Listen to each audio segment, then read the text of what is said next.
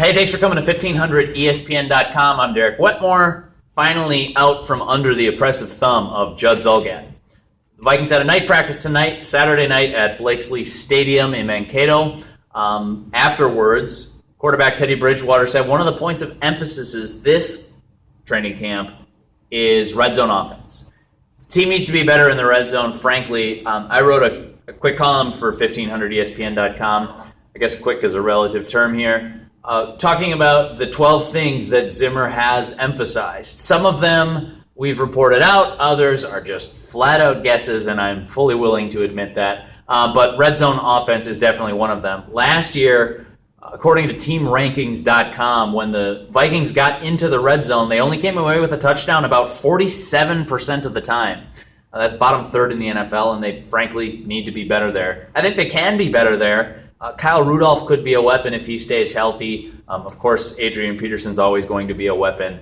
The Rudolph dynamic is interesting to me because in Saturday night's practice, Rudolph went out on a little 7 route, and there wasn't anything there. Harrison Smith was blanketed all over him, while Teddy Bridgewater extended the play with his legs, kept the play alive, rolled out to his right, and with Harrison Smith still blanketing Kyle Rudolph in the back corner of the end zone, Teddy Bridgewater found his tight end for the score, and Harrison Smith could do nothing about it. He had his back turned to the quarterback. He was playing the man in the back of the end zone.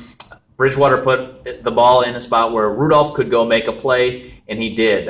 Harrison Smith did not seem too pleased that he gave up the touchdown, but honestly not very much that the star safety could have done.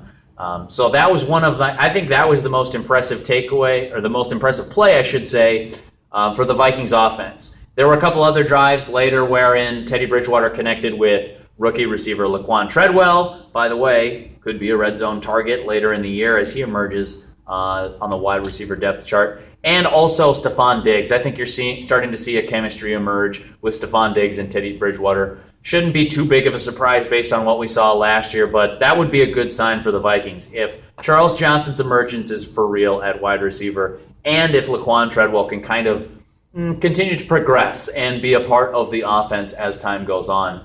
I think that would be a win for the Vikings. And as I mentioned, Rudolph could be a big player because of his body and the fact that he can catch passes. Don't overlook a guy like Michael Pruitt, who is also a pass-catching tight end for the Vikings. But I think if in a perfect world, if you're the Vikings, you want your big money tight end, that is Kyle Rudolph, to be a weapon in the red zone. Just a couple of other thoughts from practice. Jerick McKinnon did return to pads. It was apparently a pretty minor injury that was holding him back. Some guys that did not participate, notably Cordero Patterson, Brandon Fusco, Mike Harris, who we still haven't seen, of course. Sharif Floyd was held out of practice, Edmund Robinson, and then Zach Line. The injury report will be interesting to monitor as we continue going forward. The Vikings, of course, have Sunday off when the coaches will meet and talk about sort of a depth chart. If you want maybe a sneak peek, again, a total guess, throwing things against the wall, I posted a 53-man roster, what I think it'll look like at the end of camp. I posted that to 1500ESPN.com if you want to check that out.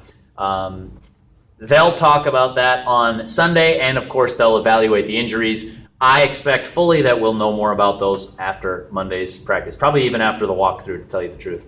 So keep checking back to 1500ESPN.com. Check out my 53-man roster that's posted there, and check out the 12 points of emphasis, some of them which Zimmer definitely said, and some of them which Zimmer may or may not have said. We'll see as time goes on. But thank you for coming to the website.